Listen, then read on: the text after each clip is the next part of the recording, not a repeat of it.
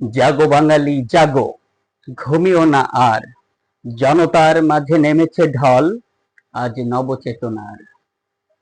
আছো যত ঘুমন্ত মরা, জেগে ওঠো তরা, আসবে নতুন মাঝি, হাতে শক্ত হাল ধরা।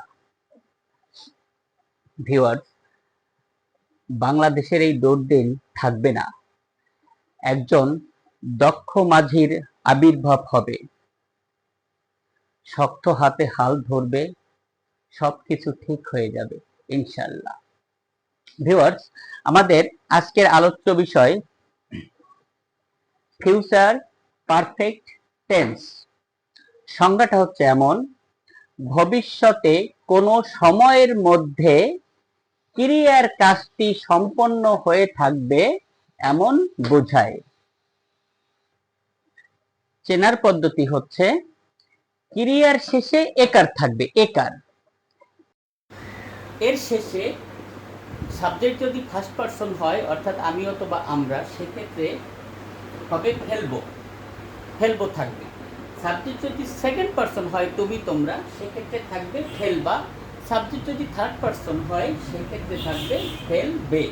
অর্থাৎ ফেলবো, ফেলবা, ফেলবে, অথবা থাকবো, থাকবা, থাকবে, থাকে।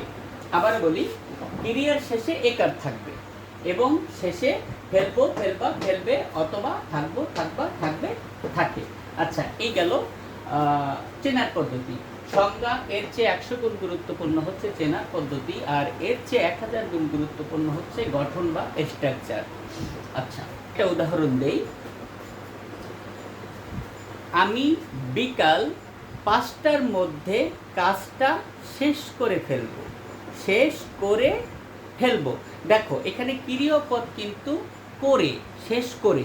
এখানে ক্রিয়াপদের শেষে একার আছে, শেষ করে, একার। আমি বিকাল 5টার মধ্যে কাজটা শেষ করে ফেলব, ক্রিয়ার শেষে একার এবং ফেলব কথাটা আছে, অতএব এটা ফিউচার পারফেক্ট টেন্স। এবার আসো, সংজ্ঞা গুরুত্বপূর্ণ, তার চেয়ে 100 গুণ গুরুত্বপূর্ণ হচ্ছে চেনার পদ্ধতি, আর চেনার পদ্ধতির চেয়ে 1000 গুণ গুরুত্বপূর্ণ হচ্ছে গঠন বা স্ট্রাকচার। ফিউচার পারফেক্ট টেন্স এর হেল্পিং ভার্ব হচ্ছে শ্যাল হ্যাভ অথবা উইল হ্যাভ। তো আমরা সাধারণত 4টে সূচকের কথা বলি: হ্যাঁ সূচক, না সূচক, প্রশ্ন হ্যাঁ সূচক, প্রশ্ন না সূচক। তো হ্যাঁ সূচকের গঠনে কি আসবে দেখো। প্রথমে আসবে হচ্ছে সাবজেক্ট, তারপর শ্যাল হ্যাভ অথবা উইল হ্যাভ, তারপর ভার্ব 3 অর্থাৎ ভার্বের পাস্ট পার্টিসিপল ফর্ম, এরপরে অবজেক্ট অথবা এক্সটেনশন। বাক্যে অবজেক্ট থাকতেও পারে, আবার নাও থাকতে পারে। অবজেক্ট আছে কিনা বুঝবো কি করে? অবজেক্ট দুই প্রকার: বস্তুবাচক অবজেক্ট আর ব্যক্তিবাচক অবজেক্ট। ইংরেজিতে বলে ডিরেক্ট অবজেক্ট আর ইনডিরেক্ট অবজেক্ট। ক্রিয়াপদ দিয়ে কি প্রশ্ন করে যদি কোনো উত্তর পাওয়া যায়, তাহলে সেটা হচ্ছে বস্তুবাচক অবজেক্ট, ইংরেজিতে বলে ডিরেক্ট অবজেক্ট। আর ক্রিয়াপদ দিয়ে কাকে বা কাদেরকে প্রশ্ন করে যদি কোনো উত্তর পাওয়া যায়, সেটা হচ্ছে ব্যক্তিবাচক অবজেক্ট, ইংরেজিতে বলে ইনডিরেক্ট অবজেক্ট। এবার আসো, গঠনের প্রথমে আছে প্রথমে সাবজেক্ট, তারপর শ্যাল হ্যাভ, তারপর শ্যাল হ্যাভ অথবা উইল হ্যাভ, এরপরে ভার্বের পাস্ট পার্টিসিপল ফর্ম, এরপর অবজেক্ট অথবা এক্সটেনশন। না সূচকের গঠনটা দেখো। প্রথমে সাবজেক্ট, তারপর শ্যাল হ্যাভ উইল হ্যাভ, যেহেতু ডাবল সত্তা, তো শ্যাল হ্যাভ উইল হ্যাভ একসঙ্গে না বসে ওখান থেকে অর্ধেক বসবে, অর্থাৎ শ্যাল বা উইল। তারপরে হচ্ছে নট, তারপর হচ্ছে হ্যাভ, অর্থাৎ শ্যাল হ্যাভ অথবা উইল হ্যাভ সেপারেট হয়ে যাবে, মাঝখানে বসবে নট। এরপরে ভার্বের পাস্ট পার্টিসিপল ফর্ম, তারপর অবজেক্ট অথবা এক্সটেনশন। যখন আমি প্রশ্নসূচকে করব, প্রশ্নসূচকের ক্ষেত্রেও শ্যাল হ্যাভ উইল হ্যাভ একসঙ্গে বসবে না, শুধু হ্যাঁ সূচকের বেলায় শ্যাল হ্যাভ অথবা উইল হ্যাভ একসঙ্গে বসে।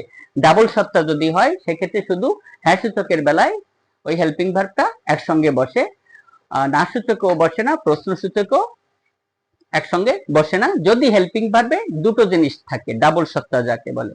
তো প্রশ্ন হ্যাঁ সূচকে দেখো, প্রথমে হচ্ছে শ্যাল অথবা উইল, হ্যাভ কিন্তু বসলো না। আচ্ছা, এরপরে হচ্ছে সাবজেক্ট, এরপরে হচ্ছে হ্যাভ, অর্থাৎ হ্যাভটা সাবজেক্টের পরে বসলো, অর্থাৎ শ্যাল হ্যাভ বা উইল হ্যাভ সেপারেট হয়ে গেল। এরপরে ভার্ব 3 বা ভার্বের পাস্ট পার্টিসিপল ফর্ম, তারপর অবজেক্ট অথবা এক্সটেনশন। প্রশ্ন না সূচকে যখন করব, তখন আমার নটের সংক্ষিপ্ত রূপ ইউজ করা ভালো, কেননা আমি যদি নটের সংক্ষিপ্ত রূপ ইউজ করি সেক্ষেত্রে সাবজেক্ট নাউন প্রোনাউন যাই হোক না কেন উভয় ক্ষেত্রে নটটা হেল্পিং ভার্বের সাথে বসানো যায়। কিন্তু আমি যদি এনওটি নট এভাবে লিখি সেক্ষেত্রে সাবজেক্ট ফলো করা লাগে। সাবজেক্ট প্রোনাউন হইলে নট বসে সাবজেক্টের পরে, আর সাবজেক্ট যদি নাউন হয় সেক্ষেত্রে নট বসে সাবজেক্টের আগে। তো প্রশ্ন না সূচকের ক্ষেত্রে আমার ওই এনওটি নট না লিখে নটের সংক্ষিপ্ত রূপ লিখলে ভালো হয় আর কি, সেক্ষেত্রে নাউন প্রোনাউন হিসাব করা লাগে না। তো প্রশ্ন না সূচকের গঠনটা কি আসতেছে, প্রথমে শ্যাল নটের সংক্ষিপ্ত রূপ শ্যান্ট অথবা উইল নটের সংক্ষিপ্ত রূপ ওয়ন্ট, এরপরে সাবজেক্ট, তারপর হচ্ছে হ্যাভ, তারপর ভার্বের পাস্ট পার্টিসিপল ফর্ম, তারপর অবজেক্ট অথবা এক্সটেনশন। আচ্ছা ভিউয়ার্স, এখন এই যে গঠন, এই গঠনের আলোকে আমরা এখন কিছু বাংলা বাক্যের ইংরেজিতে ট্রান্সলেট করব। যেমন যদি বলি সে বিকাল 5টার মধ্যে কাজটা শেষ করে ফেলবে। শেষ করে ফেলবে, দেখো ক্রিয়াপদের শেষে একার করে, আর শেষে আছে যেহেতু সে থার্ড পারসন সিঙ্গুলার নাম্বার সেক্ষেত্রে কি থাকলো, ফেলবে। সে বিকাল 5টার মধ্যে কাজটা শেষ করে ফেলবে। ইংলিশটা কি হবে, প্রথমে সাবজেক্ট, এটা যেহেতু হ্যাঁ সূচক প্রথমে সাবজেক্ট আসবে সে, হি, এরপরে হচ্ছে হি এর জন্য হবে will have, he will have, এরপরে হচ্ছে ভার্বের পাস্ট পার্টিসিপল ফর্ম, ভার্বটা হচ্ছে কি শেষ করে ফেলা, finished, he will have finished, এরপরে হচ্ছে অবজেক্টও থাকতে পারে এক্সটেনশনও থাকতে পারে, আবার দুটো থাকতে পারে, আবার কোনোটা নাও থাকতে পারে। তো যদি আমি প্রশ্ন করি, ক্রিয়াপদ দিয়ে প্রশ্ন করি, সে কি শেষ করে ফেলবে, কাজটা শেষ করে ফেলবে। অর্থাৎ কি প্রশ্ন করে উত্তর পাওয়া যাচ্ছে কাজটা, অর্থাৎ কাজটা হচ্ছে অবজেক্ট। তো he will have finished the work, সে কাজটা শেষ করে ফেলবে বিকাল 5টার মধ্যে, উইদিন 5 PM। ভিউয়ার্স, যদি মধ্যে কথাটা উল্লেখ থাকে সেক্ষেত্রে উইদিন বসবে, যেমন বিকাল 5টার মধ্যে উইদিন 5 PM। কিন্তু যদি নাগাদ কথাটা উল্লেখ থাকে, যেমন বিকাল 5টা নাগাদ, সেক্ষেত্রে বাই ব্যবহার করতে হয়, বিকাল 5টা নাগাদ, বাই 5 PM। মধ্যে কথাটা থাকলে উইদিন, আর নাগাদ কথাটা থাকলে বাই।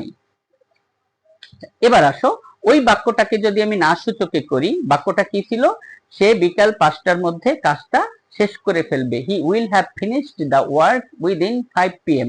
এটাকে না সূচক করলে হবে সে বিকাল 5টার মধ্যে কাজটা শেষ করে ফেলবে না, he will not have finished the work within 5 PM। প্রথমে সাবজেক্ট হি, তারপর will not, he will not, এরপর হচ্ছে have, he will not have, এরপর verb 3 finish, he will not have finished the work within 5 PM। এই বাক্যটাকে যদি আমি প্রশ্ন হ্যাঁ সূচকে করি সেক্ষেত্রে বাক্যটা কি হবে, প্রশ্ন হ্যাঁ সূচকে দেখো প্রথমে শ্যাল অথবা উইল, সে এর জন্য উইল আসবে। তো প্রথমে উইল, এরপরে সাবজেক্ট হি, উইল হি, এরপর হচ্ছে হ্যাভ, উইল হি হ্যাভ, এরপর হচ্ছে verb 3 finished, will he have finished, এরপর হচ্ছে অবজেক্ট অথবা extension the work, will he have finished the work, এরপর হচ্ছে এক্সটেনশন যদি থাকে, এখানে এক্সটেনশন হচ্ছে বিকাল 5টার মধ্যে within 5 PM। Will he have finished the work within 5 PM, সে কি বিকাল 5টার মধ্যে কাজটা শেষ করে ফেলবে।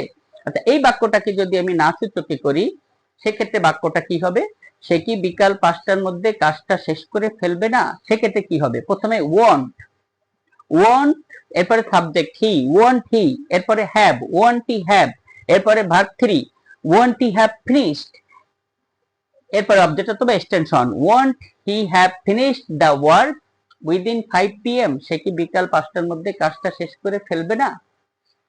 আচ্ছা, এবার আসো আরেকটা বাক্য বলি। যদি বাক্যটা এমন হয়, আমরা বিকাল 5টা নাগাদ ঢাকায় পৌঁছে থাকবো। দেখো ভিউয়ার্স, ক্রিয়াপদের শেষে তো একার থাকবে, আর শেষে ফেলবো, ফেলবে, ফেলবা, ফেলবো, ফেলবা, ফেলবে, অথবা থাকবো, থাকবা, থাকবে, থাকে। তো আমরা বিকাল 5টা নাগাদ ঢাকায় পৌঁছে থাকবো, এখানে কিন্তু থাকবো কথাটা মানায়, বিকাল 5টা নাগাদ ঢাকা পৌঁছে ফেলবো, এটা সে পৌঁছে থাকবো কথাটা বেশি শ্রুতিমধুর হয়। তো ইংলিশটা কি হবে, আমরা পৌঁছে থাকবো, প্রথমে সাবজেক্ট উই, এরপর উইর জন্য শ্যাল হ্যাভ ইউজ করলে ভালো হয়, উই শ্যাল হ্যাভ পৌঁছানো, রিস্ট, ভার্বের first participle form reached, we shall have reached ঢাকায়, to Dhaka, we shall have reached to Dhaka, আমরা ঢাকায় পৌঁছে থাকবো বিকাল 5টা নাগাদ, বাই 5 PM, নাগাদ, নাগাদের জন্য বাই বসলো, উইদিন বসলো না। আচ্ছা, এই বাক্যটাকে না সূচকে করলে হবে আমরা বিকাল 5টা নাগাদ ঢাকায় পৌঁছে থাকবো না। We shall not have, we shall not have reached to Dhaka by 5 PM, আমরা বিকাল 5টা নাগাদ ঢাকায় পৌঁছে থাকবো না। এই বাক্যটাকে আমি যদি প্রশ্ন হ্যাসূচকে করি, প্রশ্ন হ্যাসূচকে, সেক্ষেত্রে বাংলা বাক্যটা হবে আমরা কি বিকাল 5টা নাগাদ ঢাকায় পৌঁছে থাকবো। প্রশ্ন হ্যাসূচক, প্রথমে শ্যাল অথবা উইল, আমরার জন্য শ্যাল ইউজ করলে ভালো হয়। শ্যাল, এরপর হচ্ছে সাবজেক্ট উই, শ্যাল উই, এরপর হচ্ছে হ্যাভ, শ্যাল উই হ্যাভ, এরপর verb 3 reached, shall we have reached, এরপর অবজেক্ট অথবা এক্সটেনশন। এই বাক্যে ক্রিয়াপদ দিয়ে কি কাকে প্রশ্ন করে কোনো উত্তর পাওয়া যাচ্ছে না, অতএব অবজেক্ট নেই, আছে এক্সটেনশন, ঢাকায়, টু ঢাকা, এটা হচ্ছে এক্সটেনশন। তো shall we have reached to Dhaka by 5 PM, আমরা কি বিকাল 5টা নাগাদ ঢাকায় পৌঁছে থাকবো।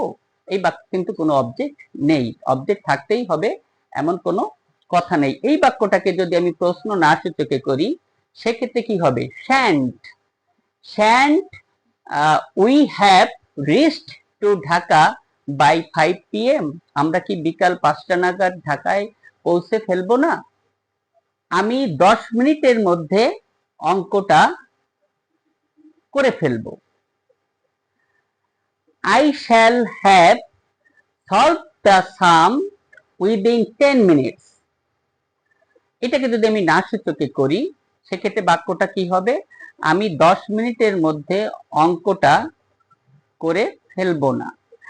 I shall not have solved the sum within 10 minutes, এই বাক্যটাকে আমি যদি প্রশ্ন হ্যাসূচকে করি, প্রশ্ন হ্যাসূচকে, সেক্ষেত্রে বাক্যটা, বাংলা বাক্যটা হবে আমি কি 10 মিনিটের মধ্যে অঙ্কটা করে ফেলবো।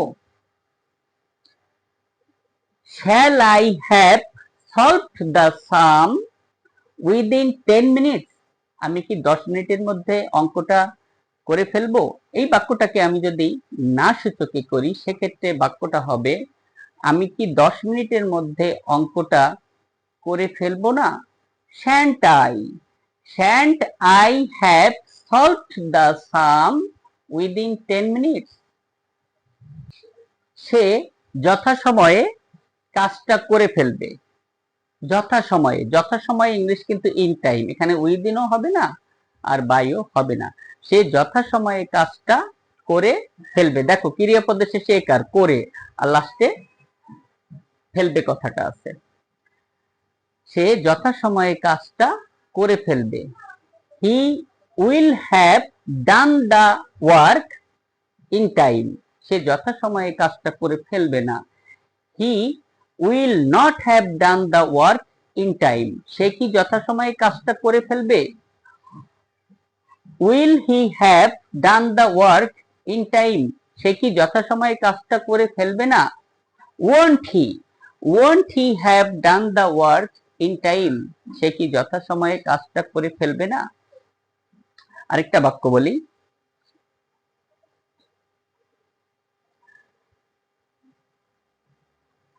আমি বিকাল 4টা নাগাদ তার সাথে দেখা করে ফেলবো বা দেখা করে থাকবো।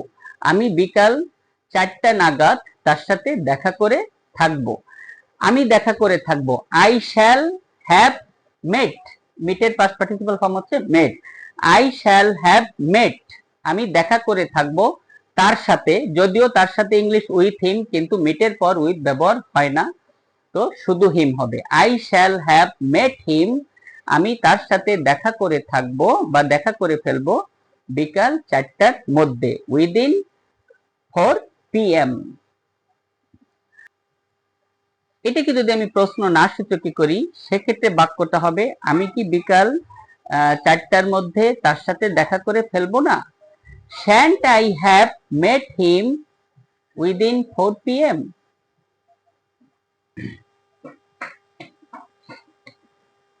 সে বিকাল 5টার মধ্যে আমার কাছে পৌঁছে ফেলবে। পৌঁছে ক্রিয়াপদের শেষে একার আছে এবং শেষে ফেলবে। সে বিকাল 5টার মধ্যে আমার কাছে পৌঁছে ফেলবে। He will have reached to me within 5 PM.